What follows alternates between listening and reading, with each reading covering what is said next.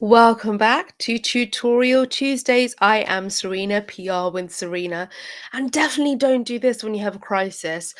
I would have to say that this is probably the thing that makes me cringe and just be so frustrated every time I see this, especially a public figure do this, and that is to straight away jump on here or start getting in the comments and replying to people. And you don't want to do that. Do you know why? Because you need to be a lot more prepared, because what you say is going to last and it will just stay out there. It will stay out there. So this is what you should do when you have a crisis. You're a public persona, public figure, or you have an audience and you're public facing. You want to really be careful what you say, because it's just going to stick and it will just stay out there. And the way that sort of like the landscape kind of shifts, you might find that for a period of time what you said really did a lot of damage, and then at some point it just shifted. It's like, whoa, that person said this at this time, and actually it's really wise or whatever. But we don't want to rely on something that might not even happen. So we want to be prepared. And that's the whole point with reputational management. It's about being prepared and doing as much thinking as possible in advance. And then, once things are out there and you've put something out there, you really can't predict how your audience, and this is when I say audience, it means your customers, your followers, your stakeholders, investors, everyone. You can't really predict how they're going to react, but you can perhaps test it. So let's talk about it. So if you can't predict how people are going to react, I've not talked about this before actually. If you can't predict how they're going to react, you can perhaps test it first. Test it by sharing what you're going to say with some trusted segments of your audience. So you might have a very high level customer group, a high level follower group, a high level sort of like when I say high level, I mean a more inner circle type of level. You might have an inner circle sort of brand sponsor partner, and sort of a very inner circle investor. And you might find that and you know how you communicate with them informally, formally, but in a way without giving too much away. So let's just say something's happened and you want to test how they would respond to communication and you sharing with them.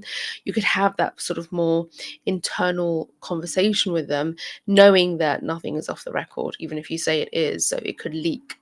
Just know this. So there's some risk to this strategy. Something could leak because, then they've got that thing that everyone calls the chai. Sorry, I mean the tea.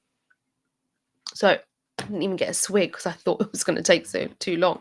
So what you want to do is test it. So here's how we test it. So let's just say you have a high level as an inner circle group of YouTube subscribers, and they're on your newsletter, or perhaps they are part of a membership group. You could drop them a little message and just say, yo, I know what's going on and you know what's going on. Let's have a little chat. That way you don't even have to say too much, because just by putting a little chat, you might see that they'll come back with some comments and some questions. So you can kind of you can start to sort of like anticipate what are the things that people want to hear, like what are they interested in, and that can help you formulate a statement. You see, let's just say you have an Instagram following group, an Instagram, and on that you have a massive following, and on that you also have a group of people that you regularly engage with. There you go, that's much better. You could DM them. Just remember, whatever you put out there could leak, okay? Just completely accept that. You could put out a little question again, or you could say, hey guys, I am trying to figure this thing out. I hope you're okay. I am going to like share something very soon. I just want to kind of give you a little like a little heads up and just check in with you. Super like sneaky, but that's PR for you.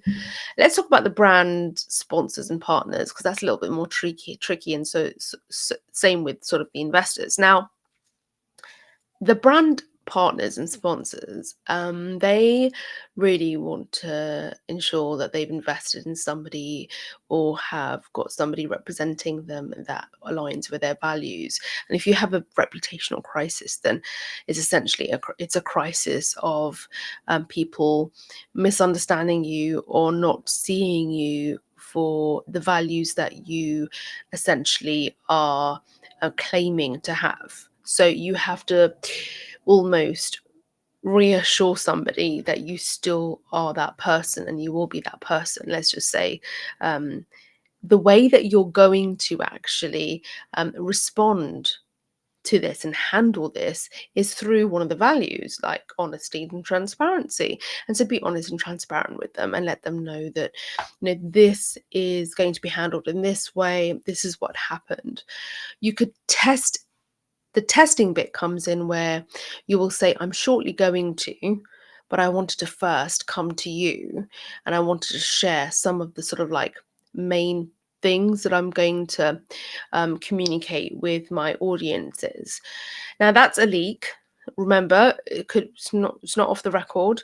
Even if you say, and don't say it's off the, could this be off the record? Because they might see it as a little bit sneaky and you're asking for their confidence when maybe they're a bit cross with you as well. So just accept that it could leak and that it won't be confidential. So you've got to be quite careful in the way that you word things.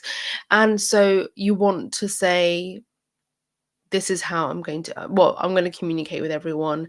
And sort of the main points are these three things and just see what they say. So it's a bit of like, it's a bit nerve-wracking. You don't know what they're going to think unless you have some great rapport with them. Remember, you're only going to do this with your sort of like higher tier inner circle sponsors and partners who you have more rapport with, not with anyone that you don't have rapport with. Otherwise, it becomes a lot more complicated and risky. And remember, we're testing the waters, okay?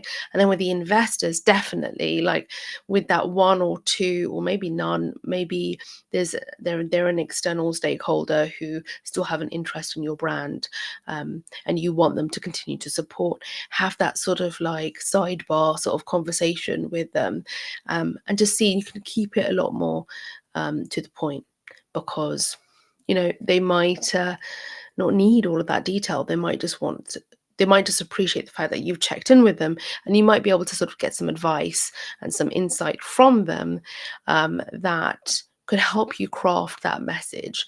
So first, write stuff, plan stuff, prepare stuff. Don't go straight out there with this. Just don't do that.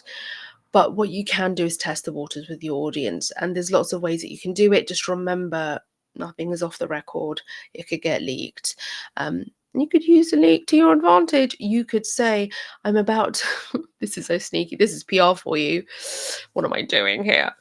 This is not ethical. Yes, it is ethical. And let me explain why. Because this is a thing, like, always got to be ethical when you're doing PR stuff. You don't want to be sneaky. What am I talking about? You get my drift. What I'm trying to say here is, what was that? I'm going to clip that out. What I'm trying to say here is that when you are communicating with them and you're testing your audience, testing with your audiences, a risk assessment has been done mentally. You know that something won't be off the record, and it could leak. So you've got to do that risk assessment because it's your brand, it's your reputation. There's nothing sneaky about that. It's about being strategic and sensible. So when you do approach them, think, if this is going to leak, how do I want it to leak? Like, you've got to be forecasting and anticipating in this way. So if this would leak, this exact sentence, exactly how I've worded it, would I be happy with this being out there in the public domain? And then you can make that work for you as well, because you could be quite clear and sincere in that sort of statement or question or whatever it is that you're putting out there. So that's not sneaky, it's ethical, it's strategic, it's thinking ahead, because that's what PR is and that's what PR does. I hope this helped you. If you like more stuff like this, and let me know in the comments. It's Tutorial Tuesday. You can get more from me in Brand Stuff That Matters newsletter. I also have courses available, but at the very least, there's always a video coming, and you have subscribed, hopefully, and you have liked and you've shared with your business community. And I will be back, but I would love to hear from you. So do connect, and I'll see you in the next one.